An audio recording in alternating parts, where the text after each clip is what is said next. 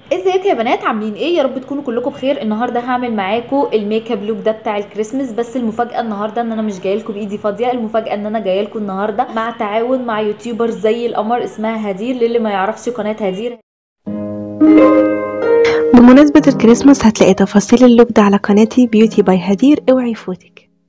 بعد مبدئيا انا مبسوطه جدا جدا جدا. هدير من القنوات اللي كلمتني، مع ان انا قناتي صغيره جدا، وادتني فعلا دعم وتشجيع. انا مش مصدقه لحد دلوقتي ان هي كلمتني وقالت لي يلا نعمل تعاون مع بعض. هدير من الشخصيات المتواضعه جدا جدا جدا ومحترمه جدا فوق ما تتخيلوا. لو بتحبوا البنات الكيوت هتحبوا هدير جدا، طبعا عكسي تماما. وكمان هي صادقه جدا في كل معلومه هي بتقولها. الحاجه الوحشه فعلا بتقول ان هي وحشه، والحاجه الحلوه فعلا هي بتقول ان هي حلوه. انا مش عارفه اشرح لكم قد ايه هدير شخصيه جميله وقد ايه الميك اب بتاعها رائع. ده حاولوا ان الانتقاد يكون بالراحه. انا مش ميك اب ارتست ولا اي حاجه، ولا حتى كمان تحاولوا تقارنوني بهدير، لان هدير شاطره جدا. حاولوا الانتقاد يكون بالراحه بالراحه. بوس ايديكم عشان عظمي طري. تمام. فعشان ما اطولش الفيديو، تابعوا الفيديو للاخر. ما تنسوش تعملوا لايك وشير وسبسكرايب يلا بينا عشان نبتدي.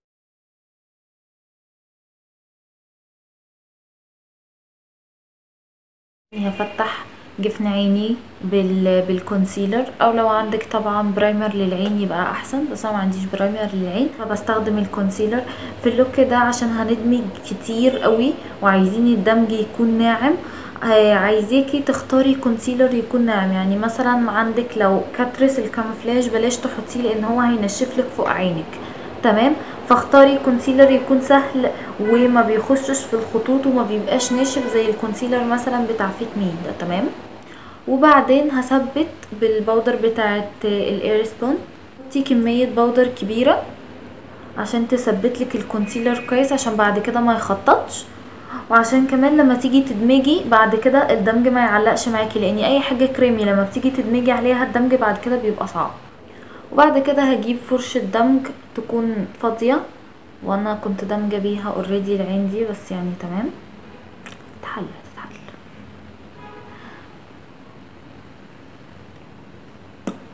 بس كده.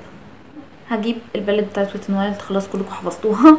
هجيب اللون ده اول لون خالص، هاخده كده. اهم حاجه ان انتي تنضفي الفرشه كويس. وبعد كده خفة ايدي وهمسك الفرشه من الاخر وهعمل زي كاني هعمل سحبه ايلاينر بالطريقه دي كده. وبعد كده هدمج لجوه على الخفيف خالص. تمام. وهبتدي افضل ابني في اللون لحد ما اوصل للون اللي انا عايزاه. بس اهم حاجه ان الجفن من بره يبقى زي كانه عامل زي الدخان كده، ما يبقاش كانه خط واحد. تمام. وبين كل خطوه والتانيه تدمجي، يعني ما تحطيش وتقولي هحط كله تقيل وبعد كده تدمجي. لا، حطي وادمجي، او للون اللي انت عايزاه والتدريجه اللي انت عايزاها تزودي تاني اللون. تمام. واهم حاجه طبعا تسحبي الاي شادو لبره كده كانك بترسمي وينج لاينر. وبعد كده بفرشه اصغر شويه اللي هي الفرشه البنسل هاخد اللون اللي هو اغمق لون في الباليت. بصوا هعمل ايه اهي. بصوا هي الحته دي بس، وهنفضه كويس. تمام.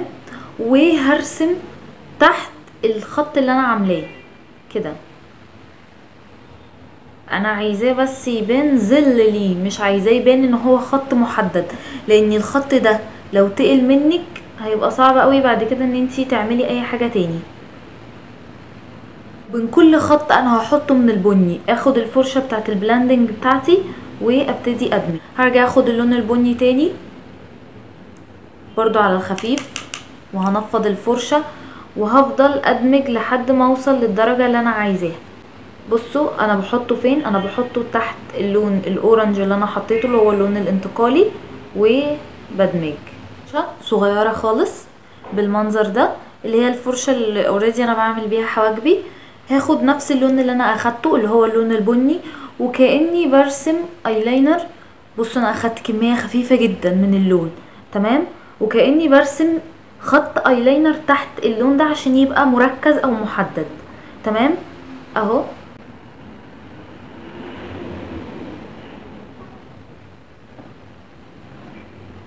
زي ما انتوا شايفينه كده.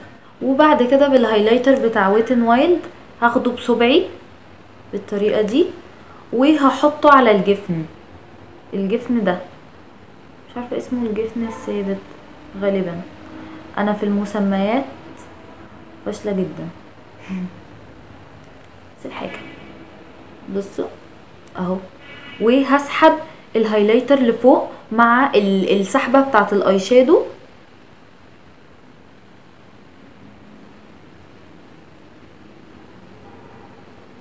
بالطريقه دي.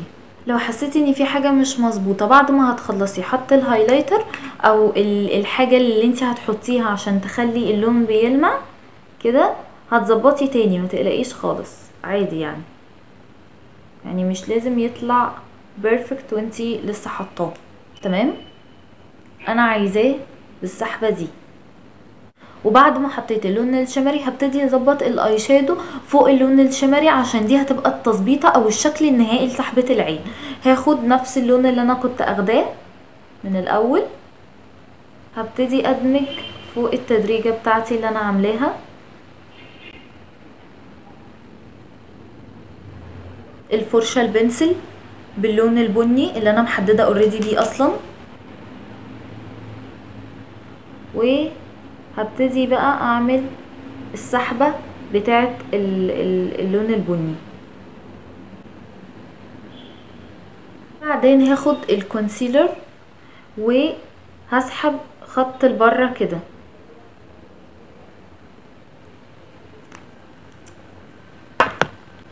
وهاخد البيوتي بلندر بتاعتي وهنزل الخط لتحت. بعد كده بالفرشه البنسل الصغيره خالص هاخد اللون الغامق، اغمق درجه في الباليت انا استخدمتها، وهعمل خط لجوه خالص كاني بعمل خط ايلاينر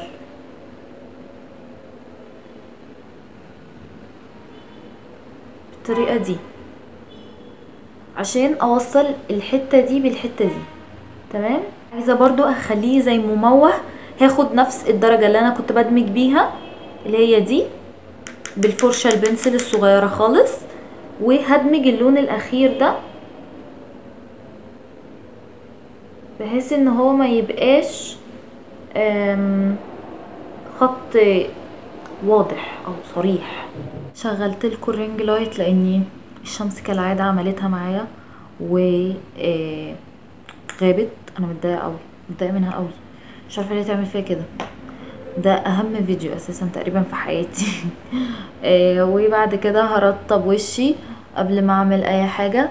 انا بحط مرطب كتير قوي لان انا بشرتي جافه جدا في الشتاء، وانا النهارده هستخدم فاونديشن يكون الكفر بتاعه عالي، التغطيه بتاعته عاليه، ف يعني عايزه الى حد كبير ما يبقاش فيه اي قشور او اي حاجه. طبعا انت لازم تكوني عامله سكراب قبلها وكل الحاجات دي، بس انا عملت كل ده اوف كاميرا اللي هو امبارح. يعني دايما اتعودي لما يكون عندك حاجه مهمه تعملي سكراب قبلها بيوم. استخدم الفاونديشن ده من ميلاني اهو، الدرجه بتاعته 06، مش عارفه باينه عندكم في الكاميرا ولا لا. هاخد منه بامب واحده. الفاونديشن ده التغطيه بتاعته عاليه، فانا بحبه جدا جدا للمناسبات اللي زي دي، المناسبات اللي هتطول بيبقى بالنسبه لي بيرفكت. واللون بتاعه كمان حلو قوي، بيبقى عامل زي الفلتر كده اول ما بتستخدميه. انا النهارده عايزه تغطيه الفاونديشن فول كفرج، فعشان كده كل ما التغطيه بتاعته هتقل او هلاقيها مش فول كفر في مكان هرجع احط تاني. انا حطيت على الوش كله عادي ما عدا الاماكن اللي انا محتاجه فيها كفر اعلى، رجعت حطيت فيها تاني. زي الاماكن دي في جناب وشي دايما ببقى محتاجه فيها كفر اعلى من كده، فدايما بحط طبقه وبعد كده ارجع ادمجها وبعد كده ارجع احط طبقه تاني لحد ما يبقى فعلا فول كفر بجد. الفاونديشن ده دلوقتي غامق شويه عليا، فهفتح بالكونسيلر. هستخدم الكونسيلر ده من كاتريس. بصوا هعمل ايه بالباقي من الفاونديشن اللي هي الدرجه الغامقه، هحط نقطه من الكونسيلر ده وهدمجهم مع بعض وهستخدمهم في الاماكن اللي انا عايزه انور فيها وشي. دايما اتعودي لما تيجي تحطي الكونسيلر حطي الكونسيلر لتحت عشان ما يعملكيش تجاعيد تحت عينك، وخصوصا لو عينك فيها تجاعيد زي تحت عيني كده. وهبتدي ادمجه بصوابعي، مش هستخدم البيوتي بلندر دلوقتي خالص لان انا عايزه كل حاجه تعتبر فول كفر. وهاخد كمان الكونسيلر في الحتة دي كده، لاني عايزة اعرض وشي من هنا، مش عايزة اخلي وشي مسحوب لفوق، لا انا عايزة اعرضه كده. لما تبقي عايزة تعرضي وشك تستخدمي الهايلايت كده والكونتور كده، وحتى البلاشر تستخدميه. مش عارفة الكاميرا فصلت ليه بس انا ثبت تحت عيني. انا استخدمت لتحت عيني البناي اهي ماسكه مش قالب ليه. استخدمت لتحت عيني البناي بنانا باودر. وبعد ما ثبت وشي هستخدم الكونتورنج الباودر من الهولا برونزر، هستخدمه ككونتور وبرونزر في نفس الوقت. اللون ده بيرفكت جدا لو حد عايز كونتور يكون مش باين وفي نفس الوقت يحدد بيه ملامح وشه بس. فظيع بجد فوق كده، لاني الكونتور لما بتطلعيه بالطريقه دي بيتخن لك وشك. اللي متابعني عارف ان انا بعمل الكونتور ده على طول، بس بما اني هدير النهارده لسه اول مره هتعمل تعاون معايا، فلازم البنات برضو بتوعها يعرفوا انا ليه بعمل الحرف السي ده، عشان يديني تخن لوشي اكتر. تمام بالطريقه دي وبالطريقه دي. الباودر بتاعتي حطها اقل من دقيقه، تمام، تحت الكونتور على طول بالطريقه دي، عشان بس عشان بس احدد الفك بتاعي او اخلي فكي شكله اكبر. اقل من دقيقه، اقل من دقيقه. لو بشرتك جافه اوعي تسيبيه لانه هينشف لك وشك جدا. تمام. وبالفرشه هنفض كويس قوي.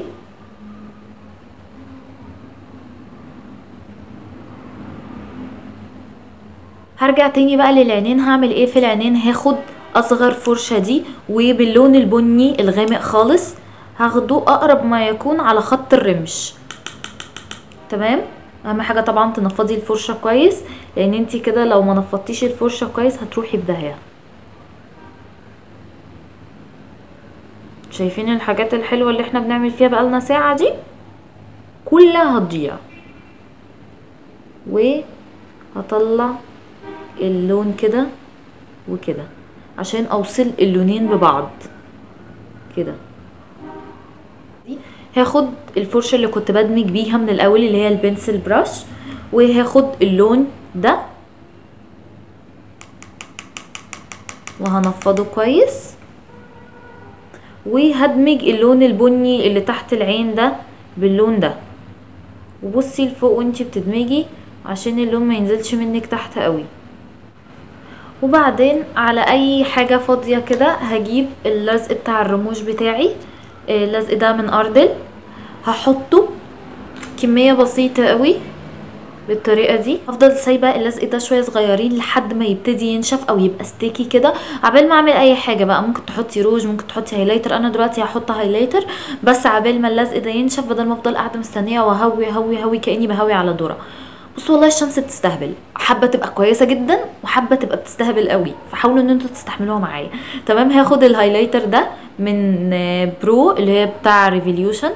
اللي متابعني عارف ان انا بعشق الهايلايتر ده.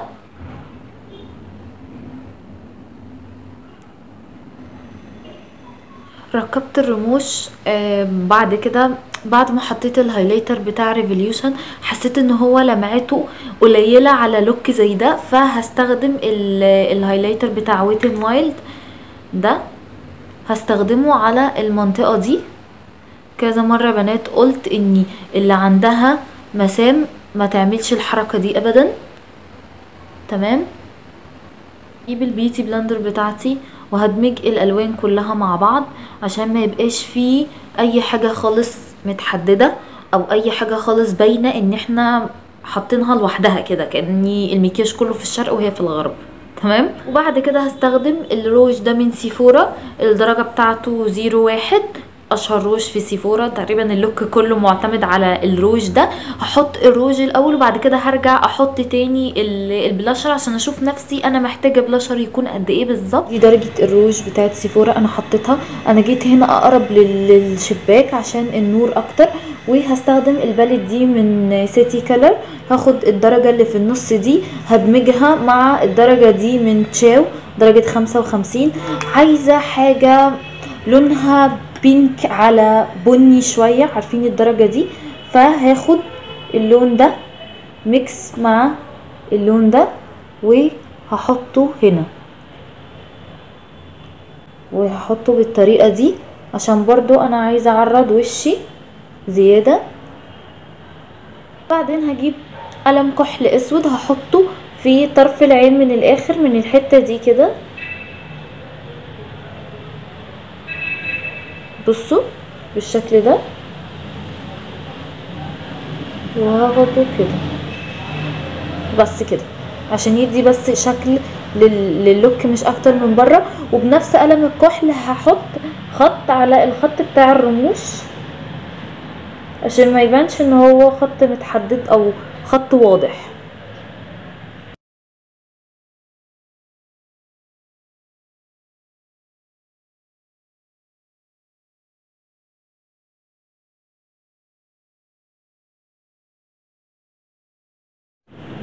بالفرشة الصغيرة واللون البني الغامق هدمج اللون الاسود اللي انا حطيته عشان ما يبقاش عامل زي كأنه خط متحدد.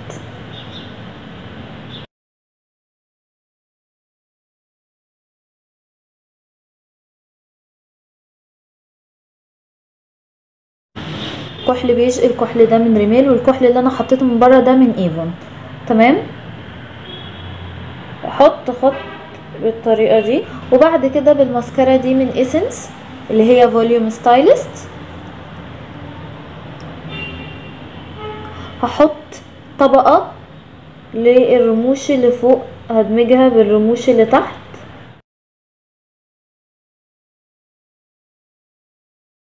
شايفين اللوك كده؟ هروح اسرح شعري وارجع لكم.